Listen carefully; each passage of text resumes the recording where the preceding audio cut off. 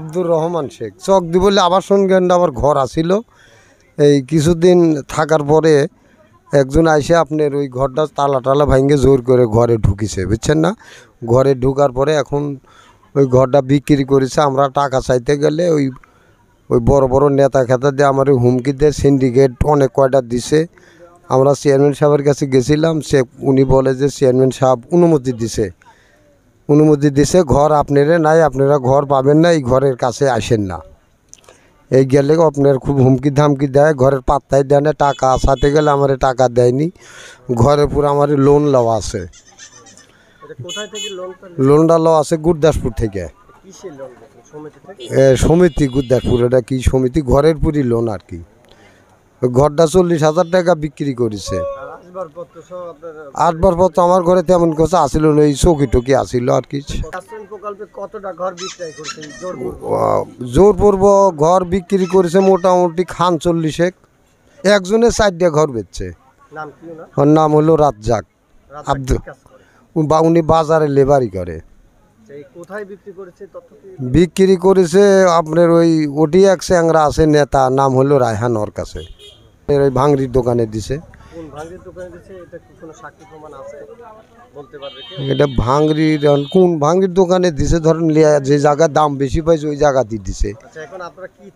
এখন আমরা ঘর চাচ্ছি আর ওই ঘরে টাকা চাচ্ছি।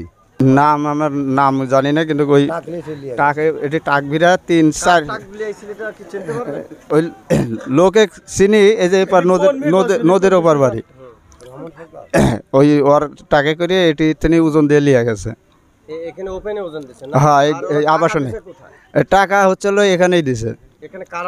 টাকাটা হচ্ছিল যারা ঘর বেচছে ওই ওরাই টাকা লিছে, অন্যজন মালিক, কিন্তু না অরেক দেয়নি। হ্যাঁ, অরেক পাত্তাই দেয়নি। ওরা আসলে পারে অরেক হচ্ছে কোনো পাত্তাই দেয় না।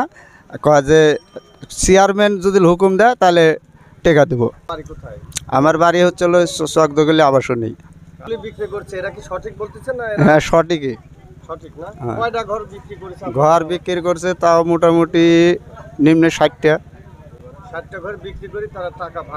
হ্যাঁ, তার মধ্যে খালি এটি আছে হচ্ছে হলো মেন হচ্ছে হলো এর ওটিকার নেতা হচ্ছে হলো রাহেন মজিদ, এরাই হচ্ছে হলো মেন প্রধান। আর এর কথা যে চেয়ারম্যান যেটা করবে ওইটাই। এখন এর ঘর বেচে এরা আত্মসাৎ, ঘরে মাল সাবানা সুবিধা আত্মসাৎ করছে। আব্দুলের বোনের ঘর ছিল। আবাসন প্রকল্পের ঘর বিক্রির যে একটা অভিযোগ উঠছে, এটার কতটুকু সত্যতা? এটা আমরা মানুষের মুখে শুনি, ওই রেডিয়ার ঘর বেচে, তারপরে আবার ওই যে হ্যাঁ এরা বেছে বেছে টাকা লিছে। তারপরে ওই যে তুলসীর আরও কার হচ্ছে ঘর বেচেছে, ওরা সব বিক্রি করছে। বিক্রি করে বলছে যে ওরা চেয়ারম্যান যদি বলে তাহলে টাকা দেবে, এক ধানাই ফানাই করে ওই যারা বিক্রি করেছে ওরা। না, আমরা শুনলাম যে কয়েকটা ঘর বেচেছে, ওরে টাকা দেয়নি। ওই রেডিয়ার কথা শুনলাম, তারপরে ওই যে হ্যাঁ মহিদুল, এরকম অনেকটি। আমার ঘর ওই মহিদুল বেচছে। আমার ঘরে লোন আছে, ওরা ওই ঘরে জোর জবর করে উঠেছে। ওই ঘরে আমার লোন আছে, লোন আছে। এখন লোনটা আমার শোধ করতে হবে। এখন সরকার থেকে চাপ দিছে, এখানে চেয়ারম্যানরা তুলি দিয়ে দিছে ঘরে, বুঝছেন। এই ঘর বেচছে মহিদুল। ওই ঘর সব বরকি টরকি কিনেছে, ওই হাবিজ হাবিজ কিনেছে, মনে করেন 40-45 হাজার টাকা ঘর বেচছে।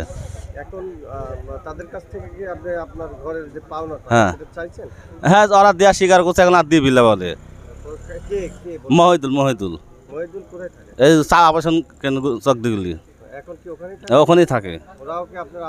হ্যাঁ হ্যাঁ, আবাসন, হ্যাঁ বসবাস করে। ওই বেচতেছে এখন সব ওর মারফতে সব ইয়া করতেছে, সব একজোট করে সব বেচতেছে। হ্যাঁ হ্যাঁ, মানে এই মালামাল যে বিক্রি করেছে বা এই মালামাল কি কোথায় গেলে পাওয়া যাবে, এরকম তথ্য আছে কি আপনাদের কাছে? এগুলো সব তত মনে করেন সব এখান থেকে ট্রাক লোড করলে সব বেচছে। তো কার টাকে লোড দিছে এটা একটু বলেন, এবং কারা কারা ওই সময় ছিল?